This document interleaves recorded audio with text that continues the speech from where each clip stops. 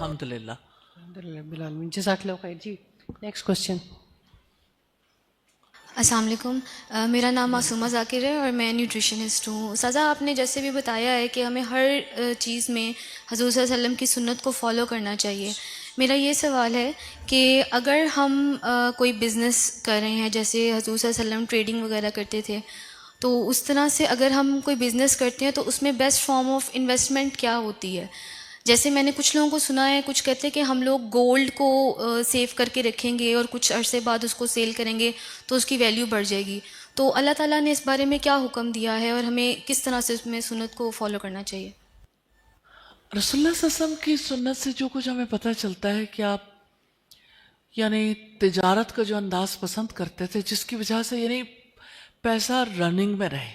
قرآن مجید میں بھی ہمیں ایسے ملتا ہے اور آپ کی سنت میں بھی. گولڈ جمع کرنے کو آپ کبھی بھی یعنی اس کو بزنس نہیں سمجھتے تھے. مثال کے طور پر ایک خاتون جس کے ساتھ اس کی بیٹی بھی تھی آپ کے پاس آئی، یہ ابو داؤد کی روایت ہے. بیٹی نے موٹے موٹے کنگن پہن رکھے تھے، تو آپ نے ان خاتون سے پوچھا کہ ان کی زکوٰۃ دیتی ہیں؟ تو انہوں نے کہا نہیں. تو آپ نے کہا کہ کیا آپ یہ چاہتی ہو کہ ان کی جگہ پہ آپ کو آگ کے کنگن پہنا دیے جائیں؟ تو انہوں نے کنگن اتارے اور رسول اللہ کے سامنے رکھ دیے، اللہ اور اللہ کے رسول کے لیے، کہ ہم اس آگ کا سودا نہیں کرنا چاہتے. اب دیکھیے اس میں دو تین باتیں ہیں. مثال کے طور پر یہ کہ اگر زکوٰۃ دیتے ہیں تو آپ کنگن پہن سکتے ہو، کوئی سونا رکھنے میں کوئی عیب نہیں ہے. اگر آپ یعنی زکوٰۃ نہیں دیتے ہو، حق نہیں ادا کرتے ہو، تو پھر ایسی صورت میں آپ آگ کا سودا کر رہے ہو.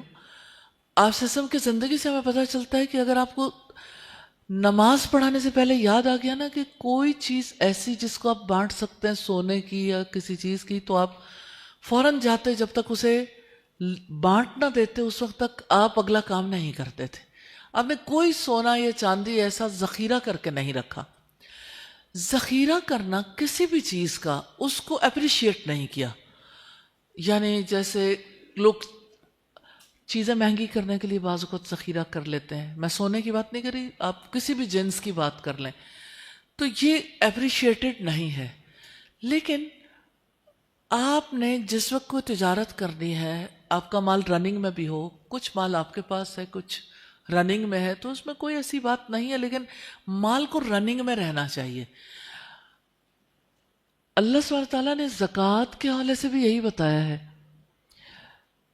تاکہ مال جو ہے وہ صرف امیروں کے درمیان گردش نہ کرتا رہے.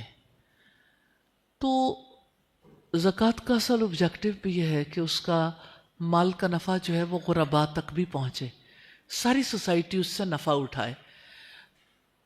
اچھا، جدید جو اکنامکس ہے وہ کیا کہتی ہے کہ چیزیں جس وقت اس طرح سے یعنی آپ یعنی اس کو تجارت میں نہیں لاتے جس کا کچھ رسک ہو، آپ اس کو جب سیل پرچیز نہیں کرتے، اس سے آگے بڑھوتری کے کام نہیں کرتے، تو وہ سوسائٹی کے لیے نفع مند نہیں رہتی.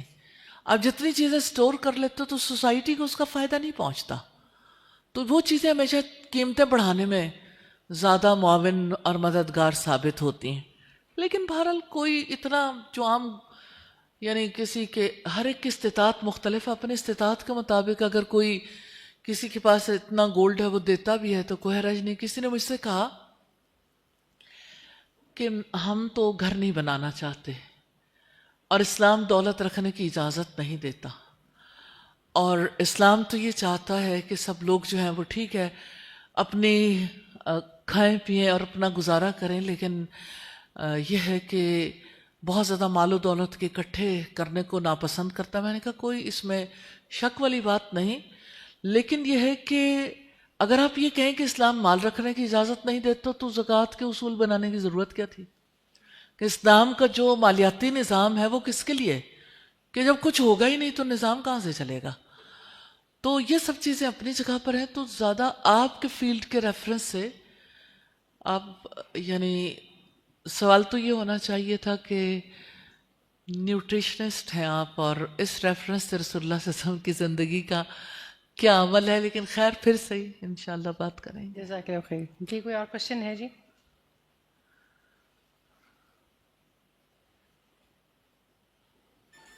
السلام علیکم استاذہ جی. وعلیکم السلام. استاذ یہ سوال ہے, ہمارا سلوگن ہے ٹرینڈ اینڈ سننا اسٹیز, لیکن ایک ٹرینڈ ایسا ہے جس سے بوڑھے بچے سب متاثر ہو رہے ہیں, فیملی ممبرس, اور وہ ٹرینڈ ہے گوسپ ٹرینڈ. اس کو کیسے ختم کیا جائے جس میں غیبت بھی شامل ہے, چغلی بھی شامل ہے, اور کہا جاتا ہے کہ یہ دل کو ہلکا پھلکا کر رہے ہیں, دکھ سکھ کر رہے ہیں. ایک میں واقعہ سناؤں پہلے. جی جی. کچھ لوگ سچے ہوتے ہیں, کام غلط کر رہے ہوتے ہیں. ہمارے بچپن میں ہمارے ایک نیبر تھے, تو انہوں نے کہا میری والدہ کو کہ بھابھی باہر آ جائیں. انہوں نے کہا کیا کرنا ہے؟ انہوں نے کہا چگلی کھیلنی ہے. یعنی یہ عرف عام میں بات بہت سچی ہے, لیکن ایسا ہوتا ہے. آپ نے اچھی طرف توجہ دلائی ہے. یہاں جو ٹرینڈ اینڈس کی بات ہے میں اس کو بھی واضح کرنا چاہتی ہوں کہ لوگ ٹرینڈس کے پیچھے بھاگتے ہیں. چغلی کرنا ٹرینڈ نہیں ہے, بیماری ہے. اور گاسپس جو ہیں یہ ہر دور میں ہی ہوتی رہی ہیں, یہ کوئی نئی بات نہیں ہے, کیونکہ اللہ سبحانہ تعالیٰ نے 1400 سال پہلے یہ بات کہی تھی کہ کیا تم پسند کرتے ہو کہ اپنے مردہ بھائی کا گوشت کھاؤ. یعنی غیبت کے حوالے سے بات کرتے ہوئے کہ کوئی تم میں سے ایک دوسرے کی غیبت نہ کرے. تو یہ ٹرینڈ کی بات نہیں ہے, یہ انسانوں کے اندر کی بیماری ہے. غیبت کے حوالے سے اللہ کے رسول صلی اللہ علیہ وسلم نے کس طرح سے اسے روکا. پہلے لوگوں کو اس کی انڈرسٹینڈنگ دی کہ غیبت کیا ہوتی. کسی نے آپ سے پوچھا کہ ہم جب کسی کے بارے میں بات کرتے ہیں سچی بات ہوتی ہے, یعنی واقعی سچ ہوتا ہے جب ہم کسی سے کہتے ہیں. تو آپ نے فرمایا کہ اگر آپ اپنے کسی مسلمان بھائی کی اس کی پیٹھ پیچھے ایسی بات کرتے ہو کہ اگر اس کے سامنے کرو اور اسے ناپسند ہو, یہ غیبت ہے. اور اگر وہ بات اس میں نہیں ہے تو یہ بہتان ہے. یعنی ہر دو صورت میں جرم ہے, سچ ہو یا جھوٹ. تو سارے سچ بولنے والے نہیں ہوتے. آپ سچے ہیں, آپ سچ کہنا چاہتے ہیں, آپ کسی کی اصلاح کرنا چاہتے ہیں, تو آپ چپکے سے علیحدہ ہو کے اخلاص کے ساتھ دوسرے سے کہہ سکتے ہیں کہ یہ والی بات ٹھیک نہیں, اس کو ذرا ٹھیک کر لیں. اب بات یہ کہ یہ جو گاسپس ہیں اس کی بیماری کو رسول صلی اللہ علیہ وسلم نے کس طرح سے دور کیا. ایک تو یہ کہ آپ اس کے اوپر اپنے آپ کو سب سے پہلے پیش کرتے تھے. مثال کے طور پر آپ نے فرمایا کہ مجھ سے میرے کسی ساتھی کے بارے میں کوئی بات نہ کرے. آپ نے اپنے آپ کو پیش کیا کہ میں اس سے متاثر ہو سکتا ہوں, کیونکہ عام طور پر لوگ کہتے ہیں ہمیں اس سے کوئی فرق نہیں پڑتا کوئی کسی کی بات کر جائے. تو رسول اللہ نے یہ بتایا کہ میں تو متاثر ہو سکتا ہوں. ان ادر ورڈز اگر دیکھیں تو جب بھی گاسپ ہوگی تو ایسا تو نہیں ہے کہ ماحول نہ بدلے, ماحول تو بدلتا ہے, فرق تو آتا ہے. آپ نے یہ بتایا کہ جب آسمانوں پہ گئے, جس وقت یعنی آپ کو حضرت جبریل دکھا رہے تھے مختلف برائیوں کی سزا, تمثیلی انداز میں آپ کو کیسے دکھائی گئی, تو آپ نے ان لوگوں کو دیکھا جو لوگوں کی غیبت کرتے ہیں کہ ان کے تانبے کے ناخن اور اس سے وہ گوشت کو نوچ نوچ کے کھا رہے ہیں. تو آپ نے اس کو جو ہے وہ ایک مکری انداز میں لوگوں کے سامنے رکھا, اور پھر آپ نے اتنی بڑی بات ارشاد فرمائی کہ جب خطبہ حجۃ الوداع آپ نے دیا تو آپ نے لوگوں سے پوچھا ایو یوم ھذا, یہ کون سا دن ہے؟ تو لوگوں نے کہا کہ اللہ اور اس کے رسول بہتر جانتے ہیں, کیا پتہ نام بدل گیا ہو. پھر آپ نے پوچھا کیا یہ یوم النحر نہیں ہے؟ پھر آپ نے پوچھا کہ یہ کون سا شہر ہے؟ لوگوں نے سمجھا شاید شہر کا نام بدل گیا. پھر آپ نے پوچھا کیا یہ بلد امین مکہ نہیں ہے؟ پھر آپ نے پوچھا کہ ایو شہر ھذا, یہ کون سا مہینہ ہے؟ لوگوں نے سمجھا شاید مہینے کا نام بدل گیا. پھر آپ نے پوچھا کیا یہ ذوالحجہ نہیں ہے؟ آپ چاہتے تھے رجسٹرڈ ہو جائے کس دن بات ہوئی ہے. 10ویں تاریخ ہے, ذوالحجہ کا مہینہ ہے, اور مکہ ہے جہاں یہ بات ہو رہی, بلد امین. پھر آپ نے فرمایا ایک مسلمان دوسرے مسلمان پر پورے کا پورا حرام ہے, اس کی جان, مال اور عزت. تو یہ جب ہم کسی کی غیبت کرتے ہیں تو ہم اس کی عزت پر حملہ کرتے ہیں, اور جب عزت پہ حملہ کرتے ہیں, امیج بریک کرتے ہیں, تو اسلام نے حتیٰ کہ عزت کا قانون بنایا اور آپ دیکھیں دنیا بھر میں آج حد تک کہ عزت کے قانون کے حوالے سے سم ٹائمز لوگ یعنی کروڑوں وصول کر رہے ہوتے ہیں جتنی کسی کی بے عزتی ہوئی. تو یہ چیزیں جو ہے یہ تو بچپن سے ایجوکیٹ کرنے کی ضرورت ہے, بڑوں کو ایجوکیٹ کرنے کی ضرورت ہے, اور اس کے جو برے اثرات ہیں, اور یہ ایسی چیز ہے جس کا بہت تذکرہ کرنے کی ضرورت ہے. اگر کوئی کان نہ دے نا تو زبان سے کوئی کہتا کہاں جا کے کہے گا. تو غیبت تب پروان چڑھتی ہے جب کوئی غیبت سننے کے لیے کان دیتا ہے. تو دونوں برابر ہیں, جس نے بات کی اور جس نے کان دیا. آپ کی انرجی ڈرین, آپ کی پروڈکٹیوٹی لو, آپ پروڈکٹیو کام نہیں کرتے ہیں. جی غیبتیں کر کر کے آپ یہ سمجھ رہے ہوتے ہیں کہ ہم سے کام ہوتا نہیں ہے. وہ بھائی آپ کی پروڈکٹیوٹی رہتی نہیں, آپ کا برین ورک ہی نہیں کرتا, اور آپ کا جو ایمان کا لیول ہے وہ تو لو ہونا ہی ہے. لیکن جو گھروں میں ہو رہا ہے, جو معاشرے میں جنرلی اوور آل ہو رہا, تو اس کے ایفیکٹس آپ کی باڈی کے اوپر, آپ آپ ورک کی پلیسز پہ دیکھیں, کسی ڈپارٹمنٹ میں چلے جائیں, بڑے پیمانے پہ دیکھیں, سیاستدان بھی اسی چیز میں مصروف نظر آئیں گے. آپ کو کسی یونیورسٹی کے پروفیسرز دیکھ لیں, یا آپ کسی اسکول میں دیکھ لیں, کسی کالج میں, یعنی کسی بھی جگہ پر جائیں, گوسپس مردوں میں بھی عورتوں میں بھی. یہ بیماری تب لگ جاتی جب اللہ سبحانہ تعالیٰ پر ایمان کمزور ہوتا ہے. جو چیز انسانوں کو جو ہے وہ یعنی جھنجھوڑتی ہے نا اندر سے, اپنے نہ ہونے کا احساس اور اکاؤنٹیبلٹی کہ اللہ کے یہاں اس کے بارے میں پوچھا جائے گا اور اس کی سزا کتنی سخت ہے, تو ان ساری چیزوں کی ضرورت ہوتی ہے. جی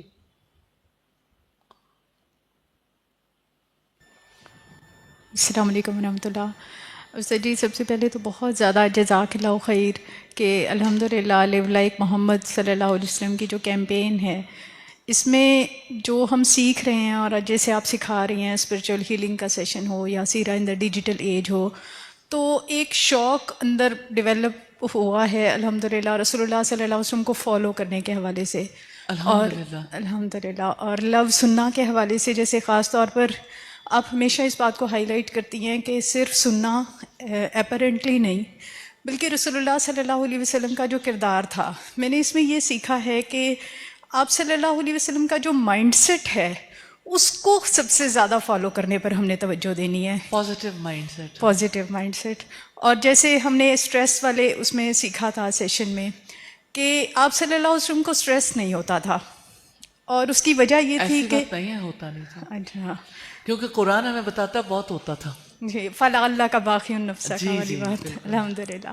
تو سر جی اس میں یہ تھا کہ آپ صلی اللہ علیہ وسلم کو کے اندر یہ جو مائنڈ سیٹ تھا نا کہ total submission and no resistance, اور اللہ تعالیٰ کے ڈیسیژن کے طور پر ہر چیز کو لینا کہ اللہ تعالیٰ نے یہ میرے لیے فیصلہ کیا ہے.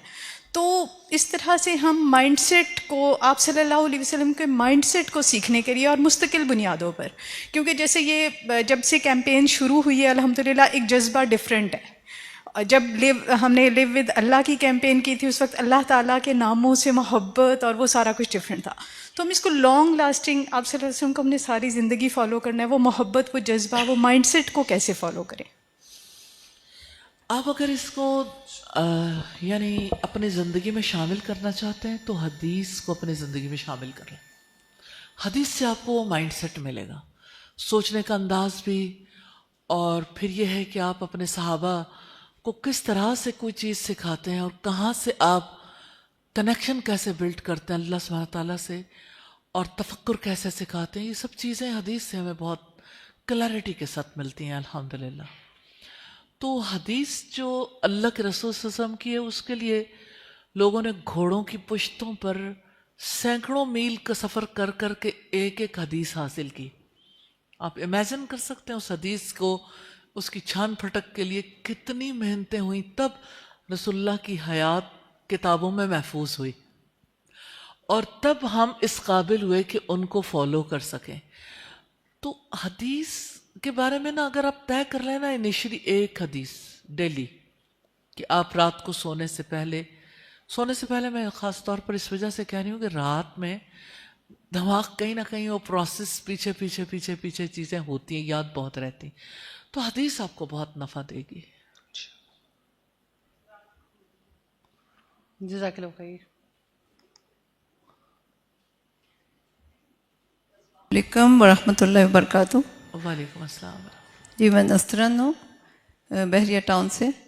उस्तादा जी, एक बड़ा तकलीफ़ दे मामला कुछ हमारी अपनी फैमिली में हुआ हुआ शुरू, तो उस हवाले से मैं क्वेश्चन करना चाहूँगी कि कुछ बड़े अच्छे लोग, बड़े प्यारे लोग हमारी फैमिली के, तो वो ना कुछ ऐसे उलमाए कराम के, सो कॉल्ड उलमाए कराम कि बहुत ज़्यादा सुनने लग गए उनकी कुछ मतलब ये व्लॉग्स वगैरह और सारी, तो उनके लेक्चर्स वगैरह, तो हम उनके कोर बिलीफ को वो हिट कर रहे हैं कि हदीस में सहाबा कराम के ज़ात के बारे में शकूक व शुबहात पैदा किए जा रहे हैं और बहुत ज़्यादा इस तरह के तकलीफ़ दे मामलात हो रहे हैं। तो उनके बारे में मैं पूछना चाह रही थी कि हमें कोई, हमारे जो उलमाए कराम हैं उन्हें कोई सॉलिड स्टेप्स लेने चाहिए या क्या करें हम? एजुकेट करें सोसाइटी को, एजुकेट ही किया जा सकता है। जी खुद उनके जवाब जो है वो आपको पढ़ने चाहिए और बताना चाहिए, और ज़्यादा अपनी रिस्पॉन्सिबिलिटी को फील करना चाहिए कि जब कभी लोगों के पास ट्रू नॉलेज नहीं होता और उसकी दलील नहीं होती तो उनको कोई भी बहका सकता है। डाउट्स तो हर तरफ से, यानी इब्लीस की जानिब से, उसके एजेंट्स की जानिब से डाले जाते ही रहे हैं हर दौर में, लेकिन डाउट्स का हल जो है, उसका इलाज जो है लॉजिक से उसका इलाज होता है, और अल्लाह सुब्हानहू व तआला की रहमत से तो जवाब सीखना चाहिए। उस्ताद काफ़ी कुरान की आयत के ज़रिए से उन्हें बहुत आंसर करने की कोशिश की, बहुत दफ़ा कहा, लेकिन वो जैसे एक दिल में उनके गड़ गई एक चीज़, और वो बड़ी बारीक वारदात ऐसे उलमा डाल रहे हैं। हिदायत के लिए दुआ करें, हाँ जी दुआ भी करें, क्योंकि बहरहाल ये बीमारी किसी को भी लग सकती है। बिल्कुल, और इस दौर में बहुत ज़्यादा उस्ताद बहुत बारीकी से ये काम हो रहा है, बड़ी नफासत से अपनी तरफ से किया जा रहा है, लेकिन ये बड़ी तकलीफ दे चीज़ है और इसके लिए हमें सोचना है बहुत। अल्लाह ताला इस मकरूह अमल को अपने ख़ास फजल करम से, अपनी ख़ास तदबीर से, यानी मात देने के लिए इंतज़ामात करें, ऐसे असबाब पैदा करते हैं। आमीन।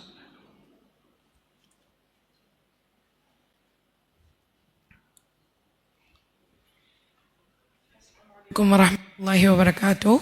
वालेकुम अस्सलाम। जी मेरा नाम जुनैर है। मेरा क्वेश्चन, मैंने एमफिल किया हुआ है, मेरा क्वेश्चन ये है कि ईगोइस्टिक अप्रोचेस बहुत ज़्यादा बढ़ती चली जा रही हैं। इवन बहुत से ऐसे एरियाज़ जहाँ ऑलरेडी इस्लाम किसी न किसी तरह लोग फॉलो कर भी रहे हैं, उसके बावजूद भी जब बात आ जाती है ओरिजिन पर, तो वो फिर अपनी ईगो को या अपने सिस्टम को या अपनी फैमिली को सपोर्ट कर देते हैं, और इवन ये बहुत बड़े ऑर्गेनाइजेशंस में भी भर रहा है। तो नबी सल्लल्लाहु अलैहि वसल्लम की ज़िंदगी से हम इसमें किस तरह, कुछ इस तरह का प्लान हो कि इसको डिज़ोल्व किया जा सके? अच्छा, पहली बात तो ये है कि जब से इंसान पैदा हुआ है, ईगो तो उसके साथ लगी हुई है। ईगो का मामला ये तो नहीं है कि कोई नया है। और आप देखें कि आसमान पर अल्लाह सुब्हानहू व तआला ने यही चीज़ तो सबके सामने रख दी थी। जब आदम अलैहिस्सलाम और इब्लीस के दरमियान एक कंपैरिजन का सिलसिला शुरू हुआ, और ये कंपैरिजन आदम अलैहिस्सलाम ने नहीं किया, इब्लीस ने ये कंपैरिजन किया। और उसने ये कहा, जब अल्लाह ताला ने हुक्म दिया कि आदम को सजदा करो, तो उसने कहा कि मैं आग से बना हूँ, आग ऊपर को जाती है, और मट्टी से बना हुआ आदम है और मट्टी तो नीचे की तरफ जाती, अना खैरुम मिन, मैं इससे बेहतर हूँ। तो ये कंपैरिजन की वजह से ईगो जो है वो ज़्यादा, इंसान इगोइस्टिक ज़्यादा हो जाता है। लेकिन असल में जो हिट करता है ना, वो इब्लीस करता है। तो इलाज इसका पहला तो ये है कि शैतान के शर से अल्लाह की पनाह मांगी जाए, औज़ु बिल्लाहि मिनश शैतानिर रजीम। कहीं पे कोई ख्याल भी आए, कहीं कोई ऐसा मामला हो, लेकिन जहाँ इंसान की ईगो जो है वो उसके लिए बहुत बड़ी हो जाती है, तो उसका नतीजा ज़ाहिर है कि यानी इंसान हक की ज़मीन से हट जाता है ना, अदल नहीं कर सकता, हक से हट जाता है। रसूलुल्लाह सल्लल्लाहु अलैहि वसल्लम ने फरमाया, तकब्बुर करने वाले حشر کے میدان میں چیونٹیوں کی طرح ہوں گے اور لوگوں کے پاؤں تلے آ کے کچلے جا رہے ہوں گے. تکبر بہت بڑی بیماری ہے، اور اگر آپ دیکھنا چاہیں تو ساری اخلاقی بیماریوں کی جڑ تکبر ہے. اور یہ چیز جو ہے وہ قرآن مجید میں ہمیں اس طرح ملتی ہے. اللہ سبحانہ تعالیٰ نے فرمایا افرائیت من اتخذ الہہ ہواہ، کیا آپ نے ایسے شخص کو دیکھا ہے جس نے اپنی خواہش نفس کو اپنا خدا بنا لیا ہو؟ تو یہ خود فریبی ہے. اگر دیکھا جائے تو یہ خدا پرستی کی جگہ پہ خود پرستی ہے، خدا اعتمادی کی جگہ پہ خود اعتمادی ہے. اب ہمارے یہاں خود اعتمادی کو بہت بڑی یعنی دولت سمجھا جاتا ہے کہ فلاں جی پازیٹیو سینس میں لیتے ہیں. اصل میں اس سے مراد یہ ہوتی ہے کہ فلاں میں کانفیڈنس ہے، لیکن اس کے بغیر کوئی گزارا نہیں ہوتا کسی کا سیلف کانفیڈنس. تو ایک مسلمان جو ہے وہ تو اللہ پر اعتماد کرنے والا ہوتا ہے نا، اپنے سے بڑھ کر اللہ سبحانہ تعالیٰ پر، کیونکہ وہ جانتا ہے کہ میں کچھ بھی کروں میرے کرنے سے نہیں، اللہ سبحانہ تعالیٰ کے ارادے سے یہ کام ہوگا، صرف میرا ارادہ نہیں. تو علاج اس کا کیا ہے؟ علاج اس کا جو اللہ کے رسول صلی اللہ علیہ وسلم نے کیا، میں یعنی ہمارے جو علماء ہیں انہوں نے بھی اسے اسی طرح اختیار کیا. ایک ایگزامپل دینا چاہتی ہوں غزالی کے حوالے سے. غزالی کہتے ہیں کہ آپ تکبر کا علاج چاہتے ہیں تو سوچیں 2 گھنٹے پہلے جو کھانا کھایا تھا غور کریں کہ اس وقت وہ کس حالت میں ہے، پھر تمہیں کس طرح سے حق پہنچتا ہے کہ تم اپنے آپ کو بڑا محسوس کرو. اور اسی طرح سے جیسے اللہ کے رسول صلی اللہ علیہ وسلم بھی لوگوں کو ایسے کام کرنے کی طرف توجہ دلاتے تھے جس کی وجہ سے انسان کے دل کی سختی دور ہوتی ہے. اور غزالی کہتے ہیں کہ آپ اگر تکبر کا علاج چاہتے ہو تو مردوں کو نہلاؤ، کہ آپ مردے کو نہلاؤ گے تو آپ کو پتہ چلے گا آپ کی اوقات کیا ہے. اور یہ ہے کہ جس وقت ایک انسان یعنی بالکل اس تکبر سے نکلنا چاہتا ہے تو اصل بات یہ ہے کہ آپ نے اپنے آپ کو اللہ کے سپرد کرنا ہے. جب انسان سپرد کرتا ہے تو اس کے اندر کی ریزسٹنس ختم ہوتی ہے سپردگی سے. ابراہیم علیہ السلام سے بھی اللہ تعالیٰ نے یہی کہا تھا کیا تم نے اپنے آپ کو اللہ کے سپرد کر دیا؟ تو انہوں نے جواب دیا تھا اسلمت لرب العالمین، میں نے اپنے آپ کو اللہ سبحانہ تعالیٰ کے حوالے کر دیا. تو جو چیز انسان کے اندر ڈیولپ ہوتی ہے total submission and no resistance, اپنے آپ کو حوالے کرنے کی وجہ سے انسان کہتا ہے اچھا میں بھی تو سوچ سکتا ہوں، میرے نزدیک تو یہ بات ایسے ہے. تو انسان اگر اپنی وہی بات مائنڈ سیٹ کے چینج ہونے کی، انسان یہ سوچے کہ میں نے تو یعنی اللہ سبحانہ تعالیٰ کو بڑا بنایا ہے، تو مجھے تو یہ سوچنا ہے کہ اللہ تعالیٰ کیا چاہتے ہیں. نبی صلی اللہ علیہ وسلم نے فرمایا ذاق طعم الایمان، اس نے ایمان کا مزہ چکھ لیا، من رضی باللہ ربا، جو اللہ کے رب ہونے پہ راضی ہو گیا. رب ہونے پہ راضی ہونے کا مطلب ہے اس کی تقدیر پر راضی ہونا. وبالاسلامی دینا، اور اسلام کے دین ہونے پر، وبمحمد نبی الرسول، اور محمد صلی اللہ علیہ وسلم کے نبی اور رسول ہونے پہ راضی ہو گیا. تکبر کا علاج تو ایمان میں ہے. اللہ سبحانہ تعالیٰ کی کتاب کا علم حاصل کریں، اللہ سبحانہ تعالیٰ کی کبریائی پر غور و فکر کریں، اس کے مقابلے میں اپنی ذات کا جائزہ لیں، انسان کو پتہ چلتا ہے. اور حیات اور موت پر غور و فکر کرنے سے پتہ چلتا ہے. اور میں ایک آخری مثال دینا چاہوں گی کہ یہ چیزیں ایسی ہیں جس کی وجہ سے تبدیلی تو اس کے اندر بھی آتی ہے جو کبریائی کی انتہا پہ پہنچا ہوا. ابراہیم علیہ السلام کو نمرود کے دربار میں جب ہم دیکھتے ہیں تو نمرود نے پوچھا تھا تیرا رب کون ہے؟ تو ابراہیم علیہ السلام نے کہا میرا رب وہ ہے جو زندہ بھی کرتا ہے اور مارتا بھی ہے. اب دیکھیں زندگی اور موت سے میں سبق لینے کو کہہ رہی ہوں. ابراہیم علیہ السلام نے بھی یہ بات کہی تھی، لیکن جواب کیا ہے؟ سرکشی سے جواب کیا آتا ہے؟ یہ کام تو میں بھی کر سکتا ہوں. اس نے 2 قیدی بلوائے، ایک کا سر قلم کر دیا، دوسرے کو آزاد کر دیا، کہنے لگا دیکھو یہ میں کام کر سکتا ہوں. ابراہیم علیہ السلام نے کہا کہ میرا رب سورج کو مشرق سے نکالتا ہے تم مغرب سے نکال کر دکھا دو. یہ دوسرا اصول ہے. اللہ کی قدرت اور بندے کا کیا اختیار ہے اس کے مقابلے میں. تو قرآن ہمیں یہ بتاتا ہے فَبُهِتَ الَّذِي كَفَرَ، حیران رہ گیا وہ جس نے کفر کیا تھا. لمحے بھر کے لیے ایک روشنی کا کوندا لپکا تھا لیکن بجھ گیا اندر ہی، کیونکہ دل کا جو کفر تھا اور دل کی جو سختی تھی بہت بڑی تھی. تو نمرود ایمان نہیں لا سکا. تو ضروری نہیں ہوتا کہ کسی کا کبر یا اس کی ایگو جو ہے وہ ضرور کنٹرول میں آ جائے، لیکن طریقہ کار وہی ہے کہ اللہ کو بڑا بنایا جائے. وَاعْبُدُوا اللَّهَ وَلَا تُشْرِكُوا بِهِ شَيْئًا. علاج اس کا اتنا ہی ہے، ایک اللہ کی عبادت کرو، سبھی کرو، اور تم اس کے ساتھ کسی کو شریک نہ ٹھہراؤ. جزاک اللہ خیر. شاہ صاحب جو لاسٹ ڈسکشن چل رہی تھی اسی کے حوالے سے ایک اور ریلیونٹ کوشچن ہے جب تک کوئی اور آتا ہے. سلام غیبت، آپ کسی کے ساتھ شیئر کریں کہ فلاں بندہ نے ہمارے ساتھ غلط کیا ہے، نیت ہماری غیبت کرنا نہ ہو بلکہ اپنی ہی اصلاح ہو، کیا ایسے میں اگلے بندے کی بات کرنا بھی غیبت میں آ جاتی ہے؟ غیبت میں 6 چیزیں ایسی ہیں، 6 ایکسیپشنز ہیں، جن میں سے ایک ایکسیپشن یہ ہے کہ اگر ڈاکٹر کو آپ اپنی یا یہ کہ فرض کریں آپ کسی کے ساتھ اس کی بیماری کے بارے میں بتا رہے ہیں تو یہ غیبت نہیں ہے.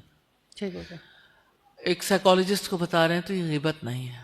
کہ ایک ایشو ہے نا جس کو آپ ایڈریس کریں. عدالت میں آپ جا کے کسی کیس کے سلسلے میں کوئی حقیقت واضح کرتے ہیں، دیٹ از ناٹ غیبت. ٹھیک ہو گیا. اسی طرح سے جیسے کسی کی اصلاح کے پیش نظر، جیسے فرض کریں کہ کوئی بھی اجتماعی معاملہ ہے اور اس میں اجتماعی معاملے میں کسی کی جانب سے کوئی یعنی خرابی پیدا کی جا رہی ہے، اس خرابی کو کوئی اس وجہ سے آ کے ہائی لائٹ کرتا ہے کہ اصلاح ہو جائے، تو یہ اصلاح کا سلسلہ جو ہے یہ غیبت نہیں ہے. لیکن اس کو لے کے ذمہ دار لوگوں کی بجائے ہر کسی تک جا پہنچنا، تو یہ طریقہ کار جو ہے وہ اصلاح والا نہیں، درست ہے. یہ نہیں. جی جزاک اللہ خیر. جی نیکسٹ کوشچن.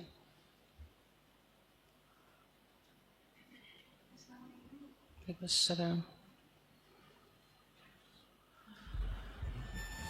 میرا کویشچن یہ ہے کہ ابھی میں نے کل ہی ایک جمعے کے خطبے میں راستے میں چلتے ہوئے یہ سنا کہ جب حضرت سلیمان علیہ السلام نے ملکہ بلقیس کا تختہ اپنے پاس بلانا چاہا تو انہوں نے یہ اپنے دربار میں سے پوچھا کہ کون اس کو میرے پاس لے کے آ سکتا ہے.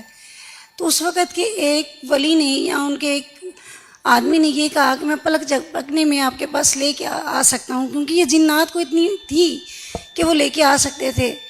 آج کے مولانا اپنے خطبے میں یہ کہہ رہے ہیں کہ اگر اس وقت کے ولی میں یا جن میں یہ طاقت تھی تو چونکہ ہم تو حضرت محمد صلی اللہ علیہ وسلم کی امتی ہیں، تو اس صورت میں ہمارے جو ولی ہوں گے وہ غوث اعظم ہی کو نام لے کے کہہ رہے تھے کہ ان میں کتنی وہ ہوگی فضیلت اور کتنا وہ ہوگا ان کا علم کہ وہ کیا نہیں کر سکتے.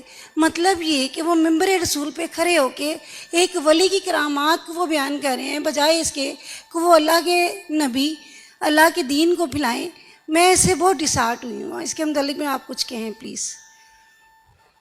اچھا، پہلی بات تو یہ ہے کہ آپ یہ بتائیے کہ وہ کیا کہہ رہے تھے، کس کو ملکہ بلقیس کو لا سکتے ہیں، ملکہ بلقیس کے تخت کو کس کو لے کے آنا تھا؟ یہ یعنی کیا کہہ رہے تھے، کس کو لے کے آنا تھا؟ جو جب حضرت ملکہ بلقیس حضرت سلیمان نے ملکہ بلقیس کے بارے میں سنا کہ وہ تو ایک وہ کس کو لے کے آنا تھا انہوں نے؟ ملکہ بلقیس کو؟ ملکہ بلقیس کو اپنے وہ پاس میں لے کے بتانا آنا چاہتی تھا. ہوں کہ ملکہ بلقیس کو نہیں لانا تھا، ان کے تخت کو لانا تھا. ہاں جی. پہلی بات تو یہ. لیکن اصل بات جو آپ کہہ رہی ہیں نا وہ بات ایڈریس ہونے والی ہے، اور آپ کی تکلیف جو ہے وہ بہت یعنی اہمیت کی حامل ہے. ہر مسلمان کے دل کو اس طرح کی باتوں سے تکلیف ہوتی ہے. جو اللہ سبحانہ تعالیٰ پر بلیف رکھتا ہے اور اس کے بتائے ہوئے احکامات پر عمل کرنا چاہتا ہے، یہ جانتا ہے کہ توحید کیا ہے اس کی. بات یہ ہے کہ اس میں کوئی شک نہیں ہے کہ اللہ تعالیٰ کی اس دنیا میں بہت زیادہ پاورفل ہستیاں موجود ہیں. مثال کے طور پر جیسے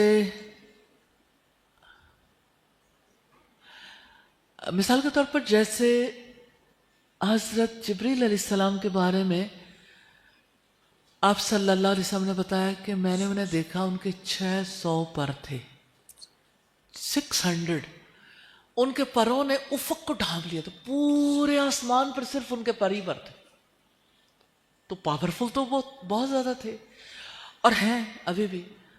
اچھا، پھر اگر آپ دیکھیں کہ یعنی اس کے علاوہ یعنی اس میں کوئی شک نہیں ہے کہ جس قرآن میں جو الفاظ ملتے ہیں کہ جس شخص کے پاس کتاب کا علم تھا اس نے کہا میں آپ کی پلک جھپکنے سے پہلے لے کے آ سکتا ہوں۔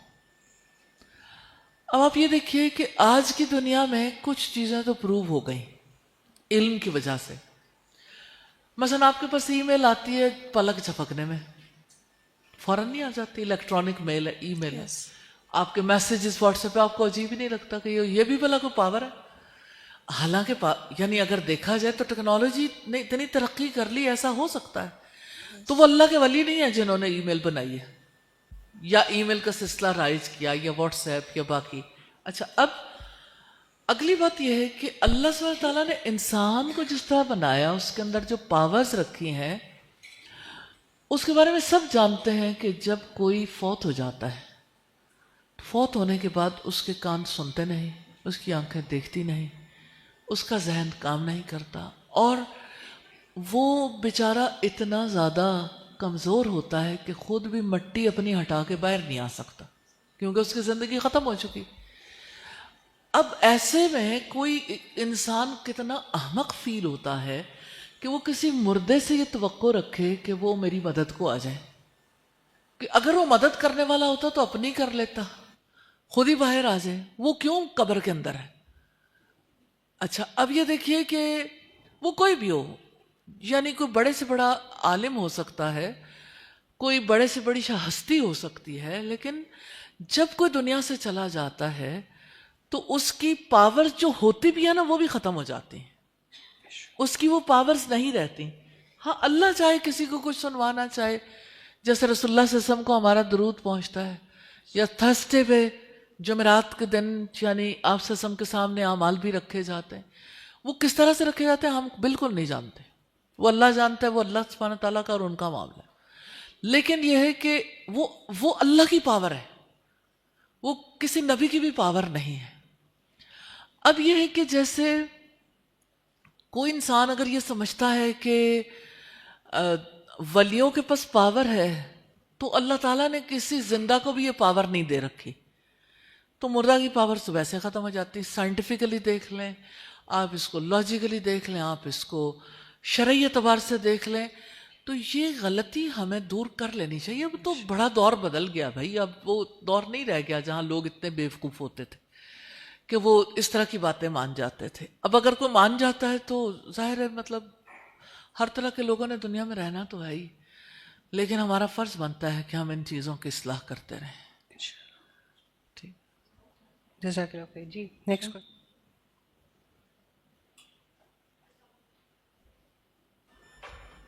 السلام علیکم، کون ہے؟ Okay, thank you. وعلیکم السلام۔ میرا نام حوری ہے اور بیسکلی میں ایک جاب پرسن ہوں۔ میرا کویشچن یہ ہے کہ جس طرح سے رسول اللہ صلی اللہ علیہ وسلم ٹالریٹ کرتے تھے، ٹالرنس لیول ان کا بہت زیادہ تھا اور ان کا مزاج بھی ایسا تھا، لیکن بہت ساری چیزیں ایسی ہوتی ہیں کہ جہاں پہ ہم نہیں بھی کر سکتے، کچھ چیزیں غلط بھی ہوتی ہیں۔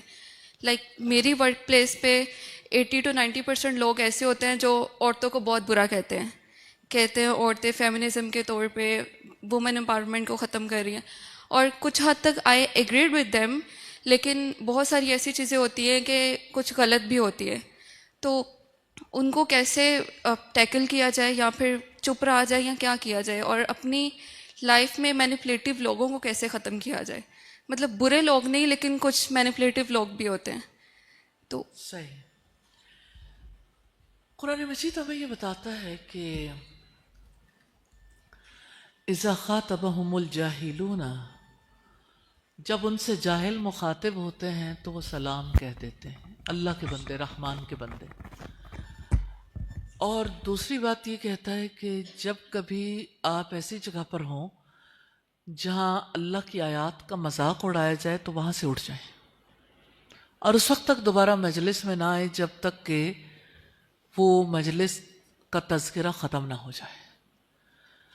تو ایسی یعنی رسول اللہ صلی اللہ علیہ وسلم کی حدیث سے ہمیں پتہ چلتا ہے کہ ایسی کوئی جگہ، ایسی کوئی مجلس جہاں پر ہمارے سے متعلق کوئی بات نہیں اور کوئی ایسا معاملہ نہیں جس میں ہماری انوالومنٹ ضروری ہو، تو آپ نے فرمایا من حسن اسلام المرء ترکہ ما لا یعنی. آدمی کے اسلام کی خوبی یہ ہے کہ وہ اس چیز کو چھوڑ دے جو اس سے کوئی تعلق نہیں رکھتے، جو اس کے لیے لا یعنی ہے. تو لا یعنی فضول چیزوں کو چھوڑ دینے میں ہی عافیت ہے. اور ایک اچھے مسلمان کے بارے میں، رحمان کے بندے کے بارے میں اللہ سبحانہ وتعالیٰ کہتے ہیں وَإِذَا مَرُّوا بِاللَّغْوِ مَرُّوا كِرَامًا. جب وہ کسی لغو لا یعنی بات کے پاس سے گزرتے ہیں تو شرافت سے کنارہ کشی اختیار کر لیں.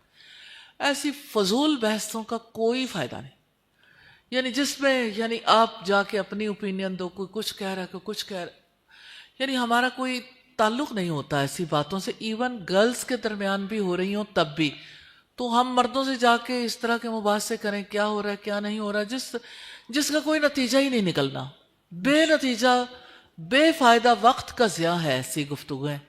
اس لیے زیادہ اچھا ہے کہ آپ اپنے آپ کو ان سے بچائیں.